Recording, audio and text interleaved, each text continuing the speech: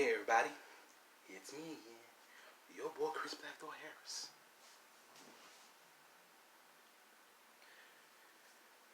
Let's talk Pokemon Universe.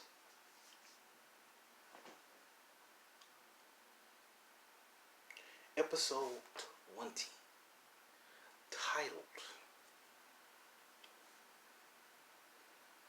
Comic Book Readers, or CBR for short.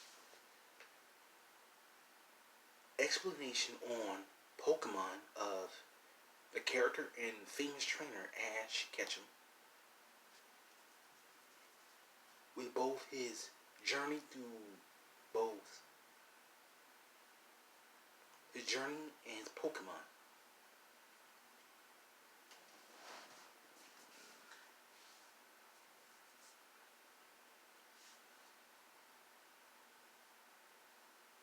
What's wrong and what's right.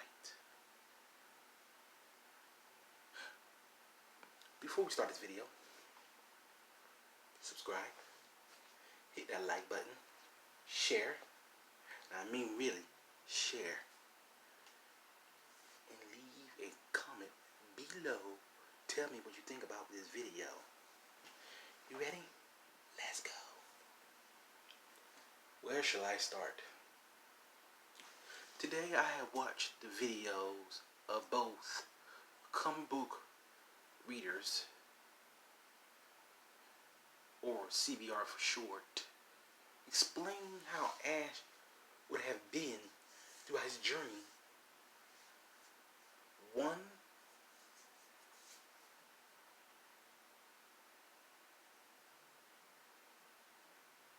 on, 23 now?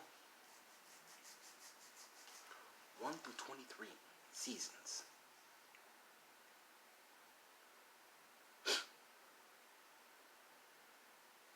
Or they want to put it 1 to journeys. So, help you out, ease your mind a little bit. And they're explaining how Ash has made his way of, becoming a true trainer. In season 1, he had to let some Pokemon go. I mean, let them go. Butterfree because it fell in love with a shiny Butterfree. Breed little baby Caterpies, so they become strong Butterfrees. Wow, that's just crazy. What they did not mention was Ash's Mankey, who evolved into a prime ape. Or should I say Ash's prime ape. They forgot about that part, so that's the one thing that's wrong.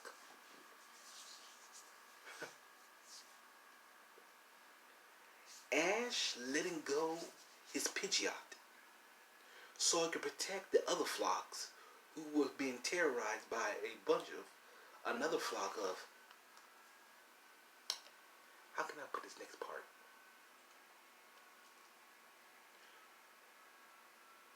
Spearows, who led by Pharaoh. But they were right about Ash catching these Pokemon at the right time, at the right moment. I mean, Ash catching a Caterpie right off the bat. Ash meeting Brock and Misty. Brock earned respect. Ash earned respect. You know what I'm saying, people. You know what I'm saying here. And it's not my fault how I'm explaining this to you. It's me explaining to you so you can understand what I'm saying, why you can say it, because you know people say it. My point exactly.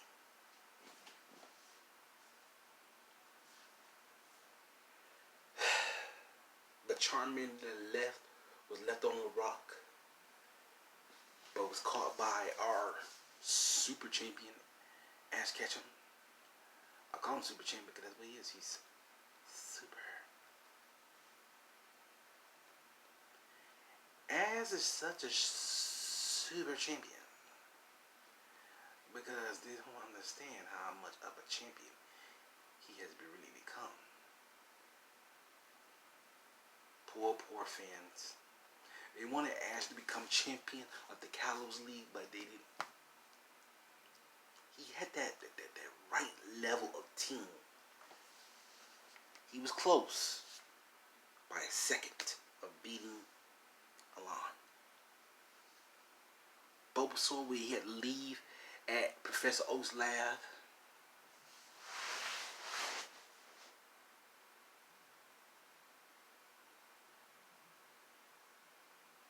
Charizard, who he had to leave at Charcific Valley, but returned him to help him out in many battles. I mean, save him from many things as well. And I'm not going to lie to you people. It's not just crazy what I'm saying. It's crazy how I'm explaining it. Because trust me, for how many times Charizard has come back, he has come back to help Ash in many ways you should know. Many ways you should know.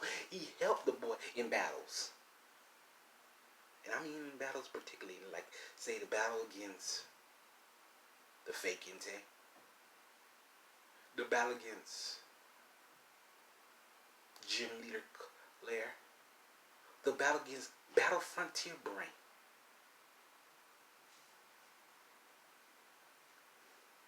Nolan. The factory head. Oh. Even with the new crisis in Pokemon Black and White. Huh. You forgot that, didn't you, comic book readers.com? You forgot that. I'm going to keep explaining to you.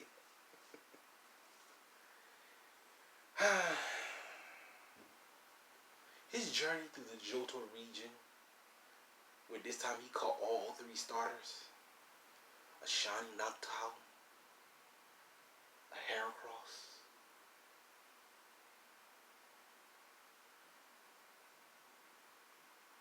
man, that's awesome. I'm explaining to you what I'm saying here, so please pay attention. If you're not, I don't know what you're doing. I mean, what can I say? It's like, it baffles the mind. Where in Pokemon events, Ash caught a certain type of Pokemon, a Tailo that can handle electric attacks, even when he evolved into a Swalo. I mean, it's uncommon. It baffles the mind, but yet it's uncommon. Yes. Yes, yes, yes, yes, yes, yes, yes. A Trico that evolved into a Sceptile to return in Pokemon Diamond and Pearl. I mean, for how many times you compare certain series to what happened in Diamond and Pearl, you can understand. I mean, except for a certain other trainer who aggressively trained his Pokemon in so many ways you should know. You won't find the creator who created that guy and just... But let's continue on with Pokemon Advance. I mean, he found a Snorunt that evolved to a Gaily. And I mean, the Glalie was a perfect ice type Pokemon for Ash. That's Ash's first ice type. No. Second ice type. I forgot the Lapras he caught and released to return to his herd to become the next Leecher.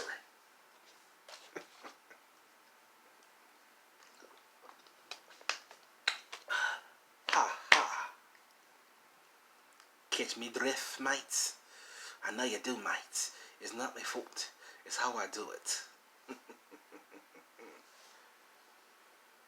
A core fish that has too much energy. It sounds like another water Pokemon I know. What? Especially Cyndaquil evolving. They missed so much about that. His Cyndaquil evolved to Quilava. But yet his journey still continued with the Rock, Dr. Brock, the former gym leader. I mean, they return in Pokemon Sun and Moon. You don't know what's going to happen. Well, they return for the right reason, not the wrong reasons.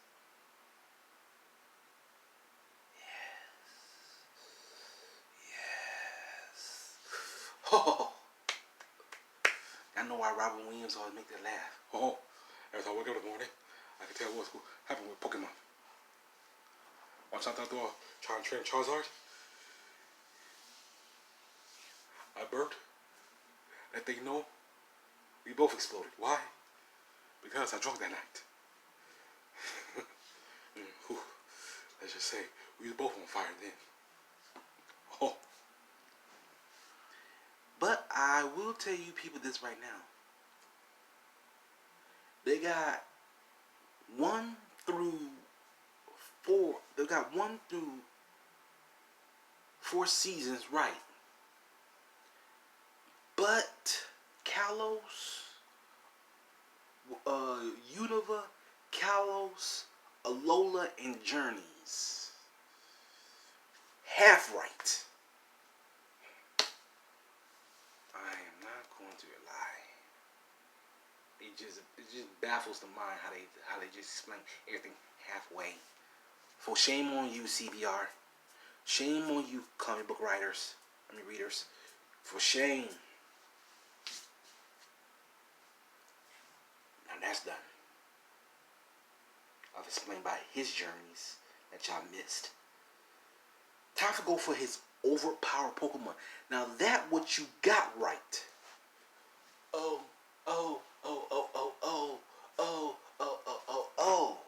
First, let's talk with Mr. Mime, aka Mimey. Della Ketchum, Ash's mom, gave him this Pokemon because 1, he found it first. 2, she kept it as a Pokemon to help around the Ketchum house. I mean, I ain't gonna lie, it's kind of crazy to know that Ash finally getting this Pokemon. Then we have Dragonite, a former Dragonair that couldn't fly, that had to be taught how to fly, and then evolve into a Dragonite after it seen Ash falling from the skies. You know what that means? I'm gonna tell you what that means. Ash was destined to catch a Dragonite.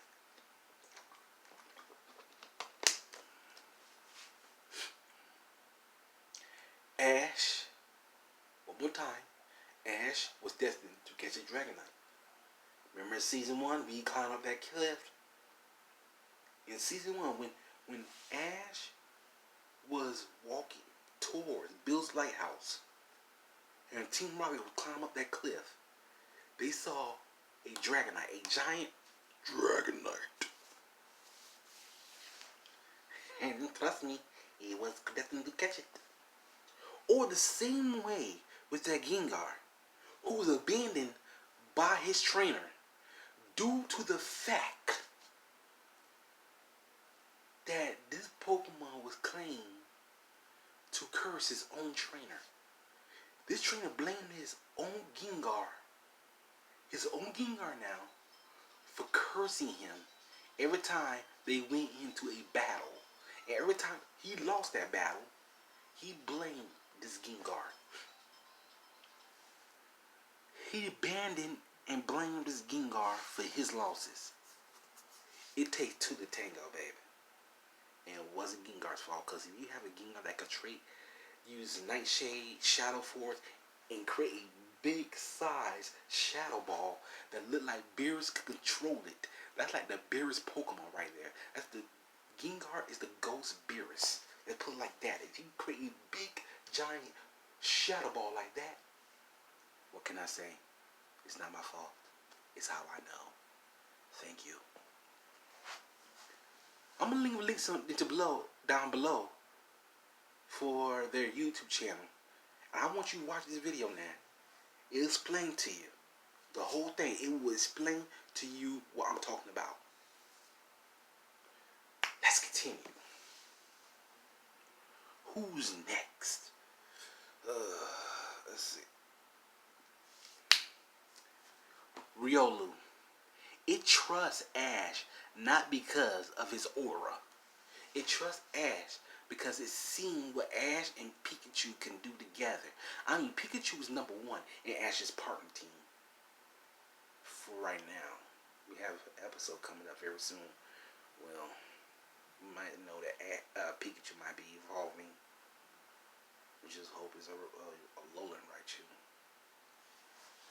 But on that being said, let me continue. Riolu is an Aura Pokemon, which is going to evolve into a Lucario soon. How we know that? We saw it in the new opening this past weekend. And trust me, we were excited. We was jumping up for joy. We was hyped to the momentum because they gonna face the Gigantamax legendary Poison Dragon Pokemon, Eternius VMAX. I mean G-Max. You know how that works? I know how that works. That means it's not going to just be those two. It's going to be those two plus the dog legends of the Galar region. Zamazenta, the sword Pokemon, and Zamazenta, the shield Pokemon, and Zaishin, the sword Pokemon. You know how that goes. I know you know how that goes. Which means, since Ash got the Dynamax band, that means he gonna Ash is gonna catch a legendary Pokemon this time around again. He called him mythical, but never legend. So this time he might catch a legend. Watch out, people. Let's see where to go to next here on this one.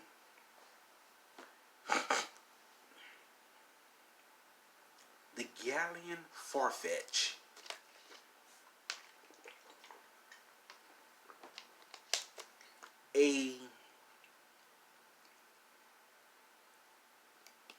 Just like Rickety, same way with his Galleon Farfetch, it is a squire ready to evolve into a knight.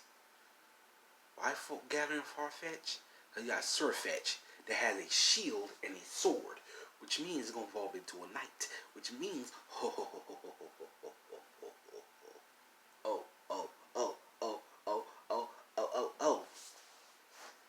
we will see how a full-blown OP team looks like.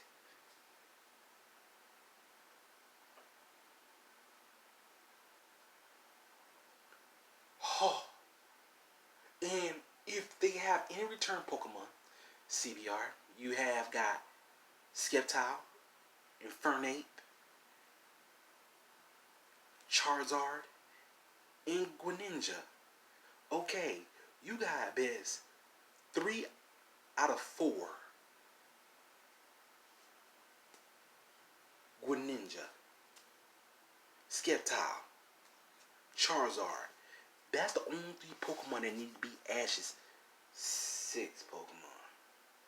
But if he goes to the Galar region and do this crisis event, which I'm going to do in the next episode tomorrow, episode 21. Stay tuned. About me explaining the title of the episode, so again, stay tuned. You will know that he got a Dynamax band, like I said before.